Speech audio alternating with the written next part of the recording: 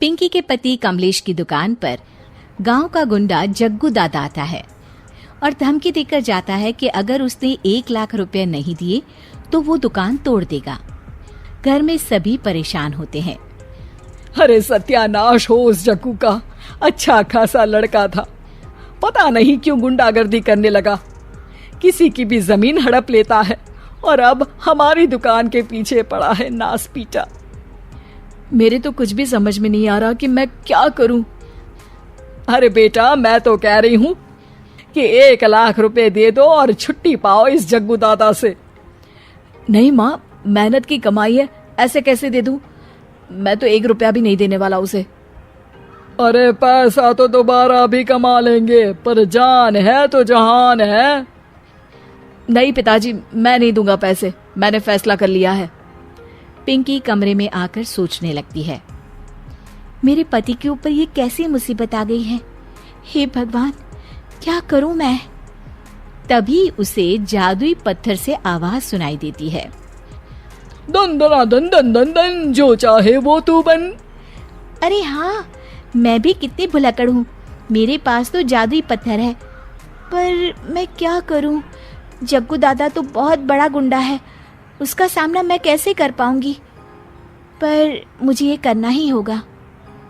Pinky plan बनाती है और उसे एक आइडिया आता है और वो आइडिया वो सबको बताती है। सुनिए, मेरे पास एक प्लान है, आप जग्गू दादा को पैसे देकर उन्हें घर पर खाने पर बुलाइए। सब ये सुनकर दंग रह जाते हैं। लो और सुनो, अरे वो तुम्हारे दूर के चाचा नहीं है जिसको खाने पर बुलाया जाए, जग्गू दादा है, इस गांव में सबसे अमीर और 1 नंबर का गुंडा। ओफो सासू माँ, मैं जो कह रही हूँ वो करके तो देखिए। मैं आपको यकीन दिलाती हूँ कि कल के बाद जग्गू दादा हमें कभी परेशान नहीं करेगा।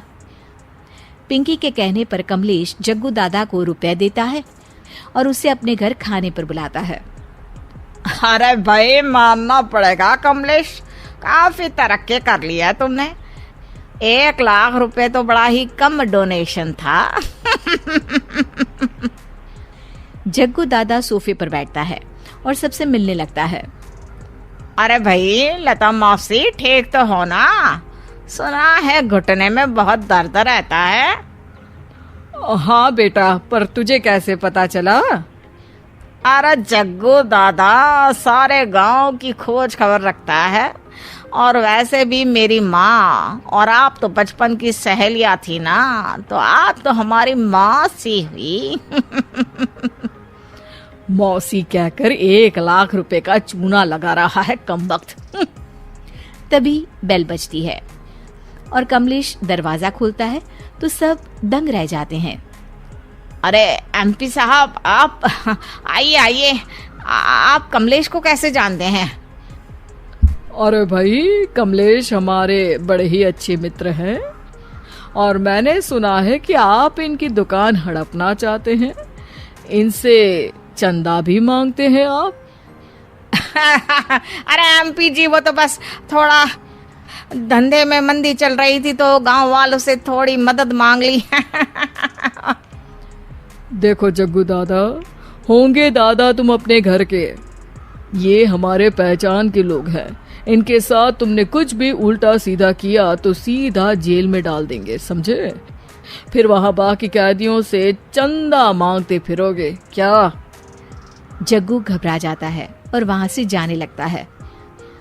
जी जी एमपी जी, समझ गए, हम चलते हैं, हमें माफ कर दो कमलेश बाबू। अरे बेटा, खाना तो खा लेता। अरे जग्गू। जग्गू दादा को भागता देख एमपी के रूप में बदली पिंकी हंसने लगती है और सब एमपी के पास आते हैं और उनका धन्यवाद करते हैं। आपको कैसे पता चला एमपी साहब कि जग्गू हमें परेशान कर रहा था?